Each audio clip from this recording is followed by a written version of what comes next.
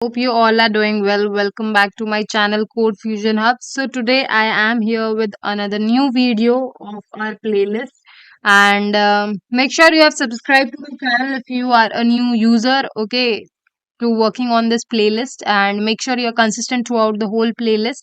In case if you have missed any video, I'll provide you the link in the description box. You can check it out from there.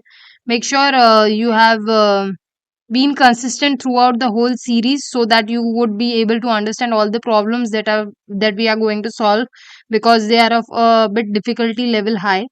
So let's start with our today's video.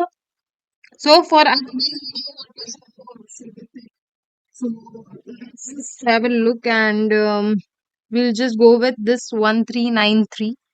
Okay, we'll be solving upon this problem, that is capital gain and loss. It is of medium difficulty level, and we'll just open this question and have a look upon this, that what does the question say over here.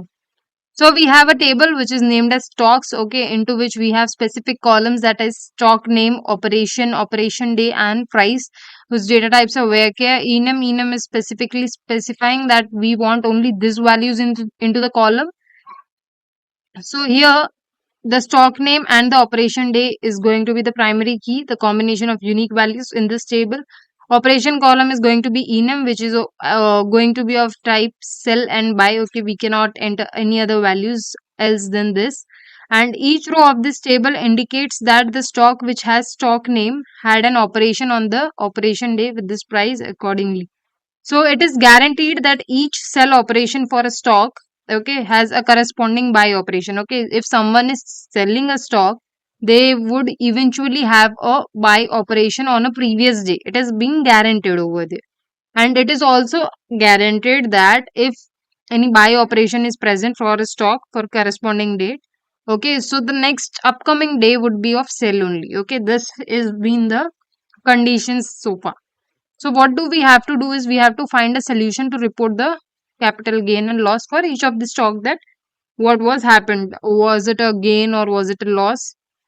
Whatever. So now how would we calculate it? So the capital gain and loss of a stock is nothing but the total gain or loss after buying or selling the stock one or many times a day. So we have to return the result table in any order. That's not specifically mentioned. So yeah, we have a stocks table, and whose stock name is given over here, whose operation is buy and sell. The operation day is given, and accordingly the price too. So here we have got the output as corona mask, delete code, and handbags over here. So we have their capital gains and we have their losses too. Okay. So first of all, just have a look at the explanation that is given over here. First of all, let's have a look at the lead code stock. Okay, it was bought at day one, okay, and whose price was $1,000, and it was sold at fifth day, okay, at the day 5 with 9,000 capital gain.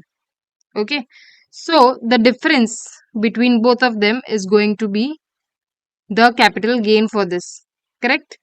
Now talking about handbags, it was bought at day 17 over here for 30,000, right? And it was sold at what day? 29 for 7,000. Okay, so it is a loss because we bought in 30,000 but sold in 7,000. Okay, it was a major loss over here, so it has been given as negative. Okay, corona stocks was bought at day 1. Okay, talking about corona mask, we have at 2, 3, 4, 5, 6. Okay, so corona mask at day 1 was bought for $10 and was sold at day 3. Okay, for 1010. Correct? I think so. It is given as wrong. Okay, so corona mask was bought at day 2, not day 1. Okay, then maybe it would be some mistakes. So according to calculating this, we get this over here. So accordingly, you must have understood. So we just have to return the total gain and loss for each of the stocks that has been mentioned. So first of all, read the question twice and thrice and think upon the approach that you think that should go for this problem. Okay, and let me know your answers in the comment section below, and then we'll move ahead with our today's problem.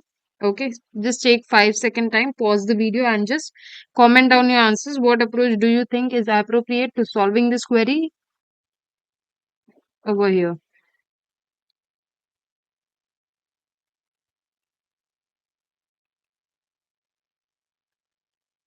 Okay, so let's just start with the problem. First of all, we'll have a look at what output we want over here. We want the stock name. Is stock name present over here in the stock table? Yes, it is. What is the capital gain and loss? Is it present over here? No, we have just the price, but we have to calculate this capital gain and loss. So we have to use some formula also to calculate the same. Okay, so first of all, what we'll do is we will move on to the easy part, that is the stock name. We don't have to do anything. We just have to pick that column over here. Okay, so we got the stock name over here. Now what would be doing is we are going to calculate. Now on calculating, I have certain conditions over here. Okay, that I have to use some case statements when. So whenever my case, okay, let's just write over here so it will be more clear. So whenever my operation over here, okay, so my first case would be whenever my operation is going to be what, sell over here. Okay, then I have to take its price, okay, as positive, else I have to take that price as negative if it is not, okay, and I have to just end the statement over here as, what is the column name over here, capital gain and loss. Okay, so now what does this case statement do? That if the operation is not sell, okay, which implies that it is a buy, okay, then this price is going to be subtracted by using this minus price. Okay, so this ensures that the capital gain or loss is calculated by adding the prices of sold stocks and subtracting the prices of the stocks that have been bought. Okay, so in case if the price goes negative, then it just states that it is a negative value. Okay, that means it was a total loss over here. So this column represents the capital gain and loss that has been done. So we have to just select from which table, from our stocks table, correct, and we just have to use our group by what, stock name, correct. So yeah, this was the query. I think so this would work well. Now we'll just go to run our code. Yeah, so our code has been successfully accepted over here. We have got all the output that was being expected over here, that is this lead code, the same query, the same results we have been getting by running this query. So we'll just submit our code over here for this, and let's evaluate all the hidden test cases are also covered over here. Yeah, so our test cases have been accepted for this particular description that has been provided, correct. So I hope so you have understood our today's video. In case if you have any doubt, you can let me know in the comment section below, and I'll see you guys with another new video. Make sure you're consistent throughout the whole series, and you have subscribed to the channel and hit the notification bell. Share it with all your friends and colleagues, and I'll see you guys in the next lecture. Till then, take care. Bye bye.